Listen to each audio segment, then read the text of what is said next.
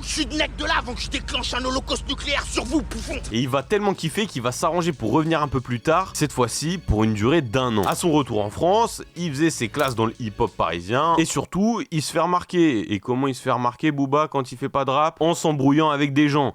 Il va commencer par s'embrouiller avec Oltenzano. Après l'embrouille avec Oltenzano, il rejoint Coup d'État Phonique, puis la Clica. Mais comme je vous ai dit tout à l'heure, la bonne ambiance dans le rap d'Île-de-France a pas duré très longtemps. Et Booba va finir par s'embrouiller indirectement avec le chimiste de la Clica à cause de Zoxy. En gros, les Sages Pots et la Clica avaient donné un concert à la Fnac de Châtelet. Sauf que depuis quelques temps, il y avait des tensions qui commençaient à monter en sous-marin entre les deux groupes. Et lors du concert, c'est parti en couille de ouf. Il y a eu une bagarre, puis quelques coups de feu. Et forcément, après cet événement, l'ambiance entre les deux groupes était pas faux folle. En 94, il va rencontrer Ali dans le bus en allant chez Ego Seist. Ali, lui, savait déjà qui était Booba, il l'avait déjà entendu rapper et il aimait bien ce qu'il faisait. Les deux vont parler, ils sont dans le même délire donc ils vont bien s'entendre et ils vont se mettre à rapper ensemble. Ils vont être à ça de s'appeler Versatile, mais ils vont écouter un morceau ensemble de Grave Digaz dans lequel on peut entendre le mot lunatique.